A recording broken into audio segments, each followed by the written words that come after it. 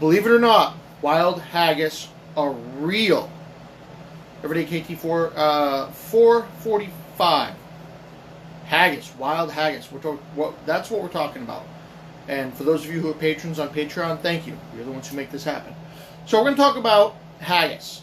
So I have two examples to show you of wild haggis. Now, yes, they are no longer of this earth. So, well, take it as you will. So the first example is of your common haggis. These little beasties are found throughout Scotland, mostly in the lowlands area, and they're brownish fur. And actually, you'll show you, this is what they look like. It was mounted for me. This is a common haggis. Notice the brown fur. Looks like he's it's got the funny duck bill here, and that's kind of the look he had when he was relieved of his earthly duties. So, common haggis. Notice the brown fur. Now, the other haggis I have an example of is a snow haggis. So, for those of you who don't know, that one was a common haggis. The snow haggis is just like the snow hare, the snow wolf, the snow leopard, the snow everything.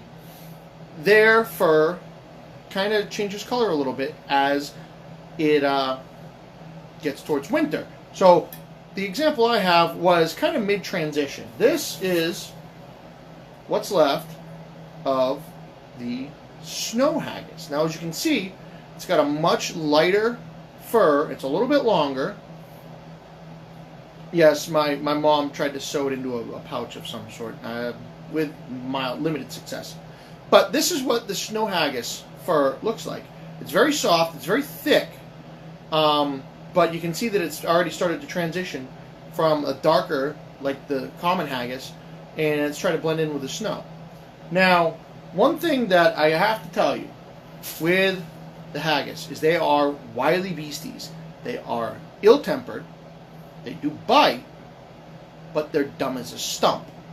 So, if you're out in Scotland hunting a haggis, first off, good luck. They're hard as hell to find. Secondly, remember, they're only going around the mountains in one direction. The legs on one side are shorter than the other because they like to go in one direction. Kind of like the dodo. They just go where the person in front of them is going. Haggis are the same way. So remember, common haggis, dark fur, duckbill. Well, the eyes, that might be the taxidermist's artistic rendition. But you get a general good idea. But the fur, it's not quite that long, and it's a good, nice brown. The snow haggis, they do have the same face, by the way. Much longer fur. It's not quite white, but this one was caught, I believe, in the fall. So it wasn't quite ready for snow yet. But this is the fur of the snow haggis. So if you're out and about in Scotland, and anybody's ever asked you, have you ever seen a haggis? It's like, well, actually I did. I saw one on KT's video. He had 2 different ones. So with that, I'm going to see if I can't get you some knowledge from Kiltology.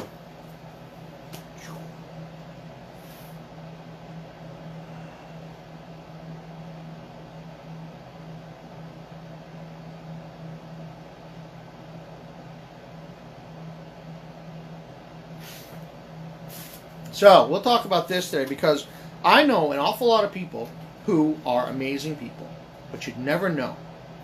Kiltology Volume 2, it's on Amazon. Go buy a copy. Kiltology number 430. Awesome. The determination of how awesome a Kiltie is cannot be measured by what everyone knows he does. It is measured by the things he does without anyone knowing, just because they are the right thing to do. It makes it very hard to know who is awesome, as the most awesome people spend their time doing, not gloating about that one thing they did back in high school that was awesome. To find an awesome Kiltie, talk to his friends instead. They'll know. What does that mean? that means you have no idea what a person actually does until you get to know his friends, her friends.